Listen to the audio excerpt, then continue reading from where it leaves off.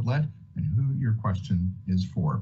And finally, to those tuning in this afternoon, welcome. If you are listening on Global News Radio 980 CFPL, if you're watching on Rogers Television or the Rogers Facebook page or YouTube channel, or if you're joining us this afternoon on the CTV London website, we're glad to have you along with us.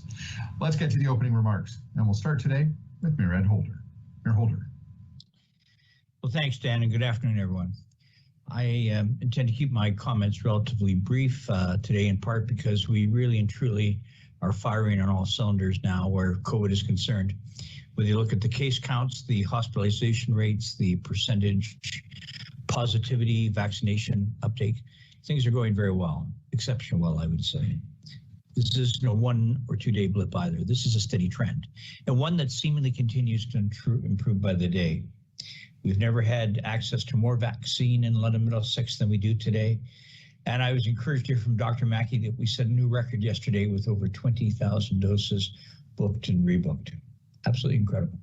I'd like to thank everyone involved, from those responsible for building and maintaining our online vaccination portal to those who staff and operate our mass vaccination clinics. This is once in a lifetime historic work. We're seeing on a daily basis the impact that your efforts are having on our fight against the stubborn virus. Most of all, I'd like to acknowledge everyone in our region.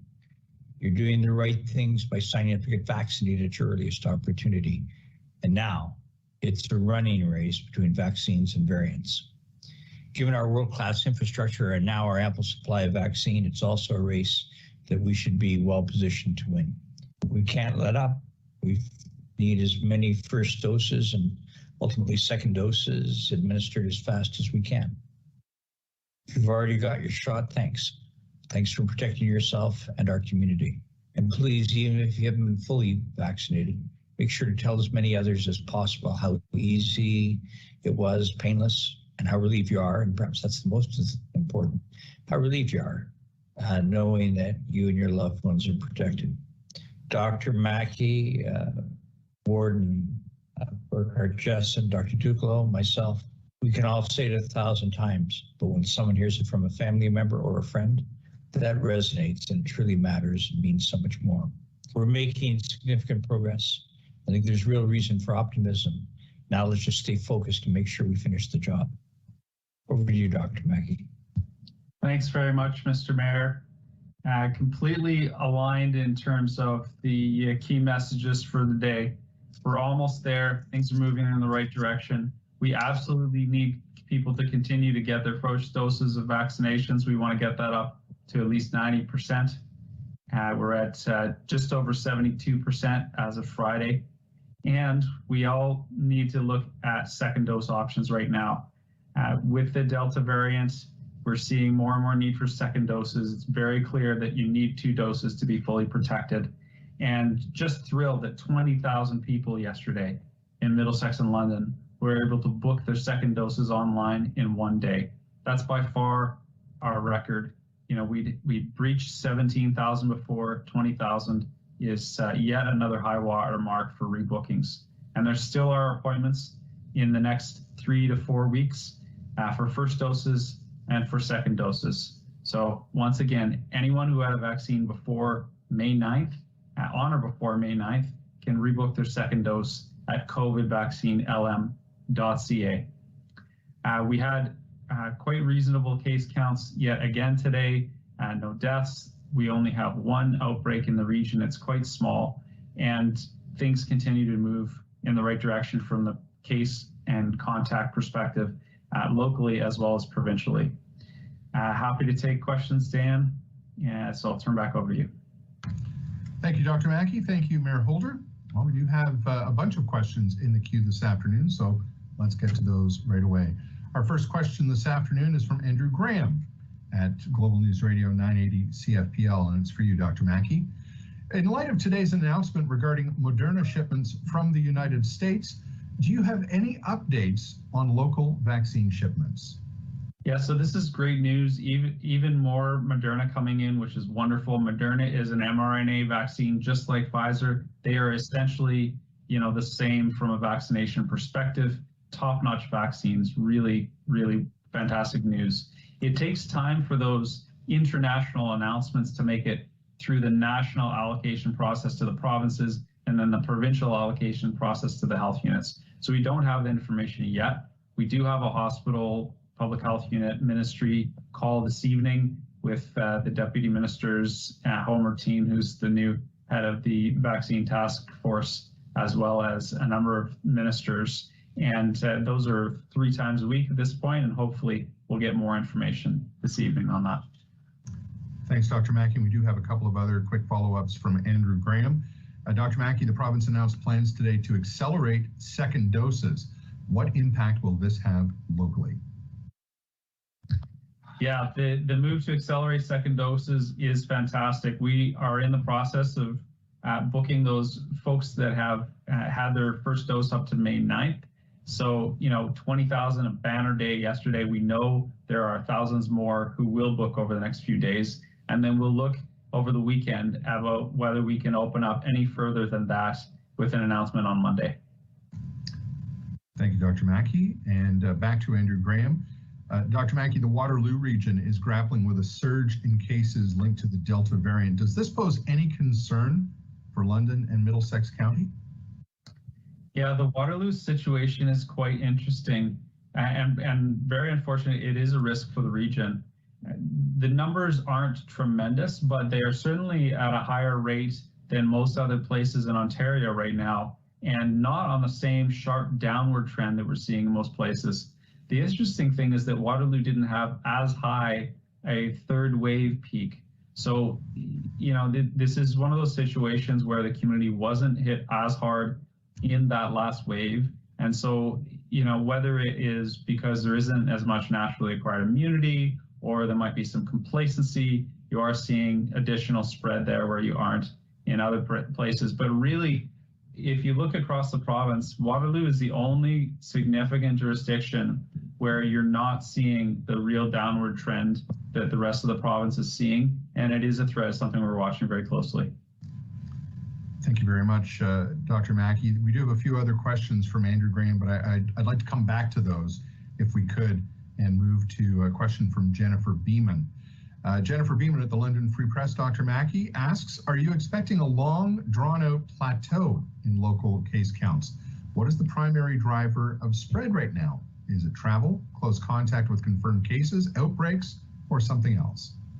Yeah, it's, again, the boring story of close contact with confirmed cases remains the driver. Most of the cases that we're diagnosing now, as in the last few weeks, are related to close contact with confirmed cases, and particularly close indoor contact. I want to be clear that indoor environments really are where we're seeing the spread. If you can take it outdoors, it makes it literally 20 times safer. That essentially being outdoors is as equivalent as getting a vaccine in terms of reducing your likelihood of acquiring COVID. And so if you're doing both of those things, getting vaccinated and getting outdoors, you are really putting yourself in a good situation. Thank you very much, Dr. Mackie. And a follow-up from Jennifer Beeman, and this relates to the news release that went out a little bit earlier this afternoon. Dr. Mackie, how many schools will be part of the Popup clinic rollout that's starting on the 21st of June? Yeah, so we have 10 schools scheduled over that 2-week period after June 21st. And we certainly will watch closely what happens in those clinics. We're planning to have that mobile team in the field all summer. They will stay longer, add staff, and or add additional appointments if we really see a lot of demand at those schools. We're really happy that we've been able to fully staff that mobile team. It's a strong, experienced team, and they're also, we're looking to add additional mobile teams as well. So potentially additional sites coming on over the next few weeks as well. Thank you very much. We're going to go back to a couple of questions from Andrew Graham, Dr. Mackie, and this one is for you as well. Andrew asks, Dr. Mackie, it's been nearly a week since patios were allowed to reopen. How has compliance been from patios and other businesses that were recently allowed to reopen? Yeah, we've seen pretty good compliance, not a lot of complaints. I know the city has been watching that closely as well. It's mostly a situation where some minor reminders are more than enough if there are any issues whatsoever. the restaurant community knows the stakes. They want to be opening, so they're doing their best to operate as safely as possible. Mayor Holder, did you have an additional comment there? Yes, just to remind media that when we discussed this on Monday, one of the things I was pleased to say is that notwithstanding our bylaw enforcement rigorous review of restaurants and particular patios and all, there was ultimately one charge laid, and that was from a frequent offender. Everyone else got it, and if to the extent that there was some education and gentle reminders required, but to Dr. Mackie's point, businesses know what's at stake here, and they don't want to mess this up, and so they've been incredibly scrupulous. Thank you very much, Mayor Holder. Thank you, Dr. Mackie. Let's go to another question here from Andrew Graham. Dr. Mackie, Premier Doug Ford said today that he's pushing to launch step 2 of the reopening plan before the 2nd of July. From a regional perspective, would that work in London and Middlesex County? I think it's difficult to say for sure what would happen if we move beyond step 1 before the 2nd of July. The numbers here are relatively small compared to the provincial numbers, which are much more stable. And so, we had a big bounce yesterday to over 20 cases, which is more than we've seen for several days. Does that mean it's a new trend? Likely not, probably just some day-to-day variation. But, I can say with confidence that we don't know for sure what would happen if we move to step 2 before the 2nd of July. Thank you, Dr. Mackie. Let's go to our next question. This one comes from Steve Young at CTV London and News Talk 1290 CJBK. Dr. Mackie, Health Canada has revised its advice on how long you should wait before getting the second dose of vaccine. Do you feel this erodes confidence in the system with the backtracking that has taken place? Has it created confusion? Yeah, really appreciate the question, Steve. It's a chronic problem we have with trying to explain science to the general public because science does change. People get criticized for changing opinions. The reality is that if new data comes to light, opinions should change. And in this situation, the emergence of the Delta variant, we were all worried about some variant that the vaccine wouldn't protect against. Thank goodness we're not in that situation, but we are in this strange situation where one of the variants, which is actually, the Delta variant will be the #1 variant in Ontario over the next few weeks. And that variant requires 2 doses. 6 months ago, we thought that 1 dose was protective. The research trials were showing that from all of the COVID circulating around the world. 1 dose was very protective, and so we spread out the second doses. Now we have a variant where you really need that second dose. And so, of course, the advice is going to change. Does it potentially impact confidence? It certainly may, but it should not. This is an example of advice changing when information changes and the picture evolves. And that's exactly what our system should be doing and what our leaders should be doing in response. Thank you very much, Dr. Mackie. Let's go to our next question. This one comes to us from Craig Needles at Blackburn News. Is Dr. Mackie able to provide a list of schools that will have vaccine clinics? And if a school community is not on the current list and wants a clinic, are they able to ask for the health unit to hold one? Yeah, thanks for the question, Craig. So I'll answer the first part first. The list of schools absolutely will be provided. What we're doing is we're providing it first to the families in those schools. And that's really because the clinics are targeted at those populations where we know the COVID rates have been high and or the vaccination rates have been low. These are, I get that people want vaccines closer to home. Right now, the prioritization around these schools is very much data driven. It's about high case counts or low vaccine uptake in those communities. We know that getting vaccine into those communities where uptake has been low will make a difference. And there's a pretty, it's not a perfect correlation, but there is a fairly strong correlation between communities that have low vaccination rates and high COVID uptake over the whole duration of the pandemic. And that's because those communities have various risk factors, whether it's a lot of people who can't work from home or some unstable socioeconomic issues that make it more difficult to get into vaccination clinics, or not as much vehicle access, so that it's harder to drive to appointments. So that's where we're focusing on the schools at this point. And again, we want to get the message out to those school communities. We will open those clinics to all of the community across Middlesex and London. And of course, anyone could really come from across the province. We've had lots of people come here for vaccine and vice versa. But that will happen a couple of days after we've let those target communities know that they can get their shots lined up. Around schools requesting a clinic, we don't have a process for that at this point. The mobile capacity, as you can imagine, there are hundreds and hundreds of places where we would want to bring that capacity.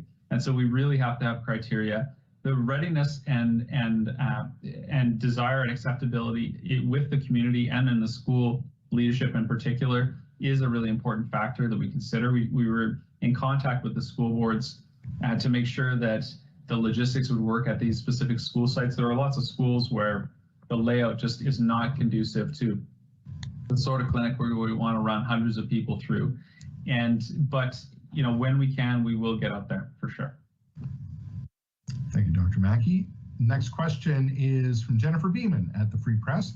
And just before we get to Jennifer's question, a reminder, if you are a member of the media and you've been holding back your questions, we are getting down towards the end of the queue today. So now would be a good time to put those additional questions in so that we can get you some answers.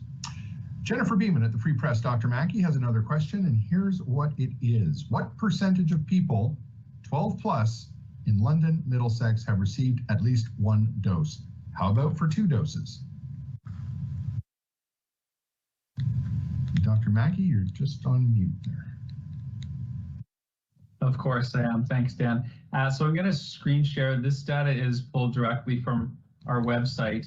And we've got the percent of vaccine uptake across the age categories from 80 plus, where we're almost at 90%, down to 12 to 17-year-olds, where we're almost at 40%. This data, to be clear, is actually from last Friday. So all of these numbers are probably in the range of 5%, 4 or 5% higher than they were. We're vaccinating about 5% of this population each week. If you look at the top, you've got these totals. On the right hand, 72% of people 18 years and older had received their first dose. Almost 9% received second doses. And on the left, this adds in the 12 plus group. So everyone 12 to through the age categories, that rate is almost at 70%, and 8 and a bit percent have received their second doses. If you look at these numbers across the province, the provincial averages are roughly 5% higher, a little bit more than that in the 12 to 17-year-old. And that's just because of vaccine eligibility. We know the hotspots, the large GTA communities in particular, have been driving those numbers up, which is fantastic, and we hope to catch up at some point. We're behind a bit more in the 12 to 17-year-olds because of the hotspot strategy that was in place just as the eligibility was opening up there to 12 to 17-year-olds, and we're behind on the 2 doses as well. But again, we're doing our best to catch up with the doses we have, and we'll see all of these numbers climbing significantly over the next few weeks. Thank you very much. Let's go to our next question. It comes to us from Jane Sims at the London Free Press. Dr. Mackie, given the Delta variant spread in Waterloo, would you recommend people avoid traveling to that area until the situation is under control? Yeah, we're not really in a situation of travel advisories, Jane. I appreciate the question, but we're still talking about, 20 to 40 cases a day. It's really not out of the realm of what we're seeing in this community. And we know that those travel advisories have significant detrimental effects on the economy, on families. But to be clear, we are discouraging any unnecessary indoor close contact. Keeping it outdoors, keeping it distanced, wearing the masks, and of course getting vaccinated will reduce risk. If you have an unnecessary trip planned where you're going to be in close contact with anyone in Waterloo or anywhere else, we really would discourage that. Thank you, Dr. Mackie. Let's go to the next question, and this one is coming to us again from Jennifer Beeman.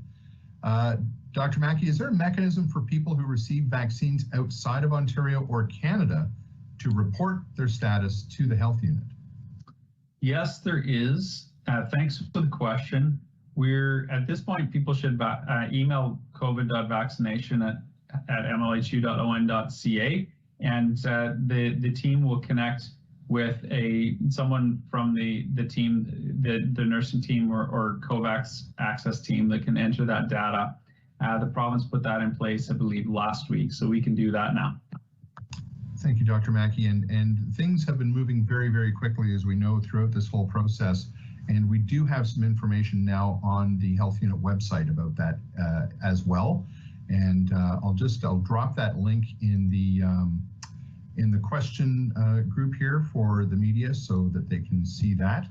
And yes, you can visit the health unit's website for that information. All right, let's go. I think that brings us to the end of our questions. It does. So, Dr. Mackie, Mayor Holder, thank you again, as always, for your time, for your information, and for sharing it with the community as we do on the virtual media briefings. It is very much appreciated. We also want to thank you for joining us, to the media, for your questions and for always being there, and for sharing those questions that are on the minds of your listeners and your readers. It's very important for us to hear them and to have that opportunity to share those important messages and up-to-date information as well. Finally, to those who've tuned in, we thank you, as always, for joining us as well. That does do it for today. We will be back next Monday with our next virtual media briefing at 2 o'clock. Between now and then, have a great rest of your Thursday afternoon. Have a wonderful weekend, and we'll see you on Monday. So long for now.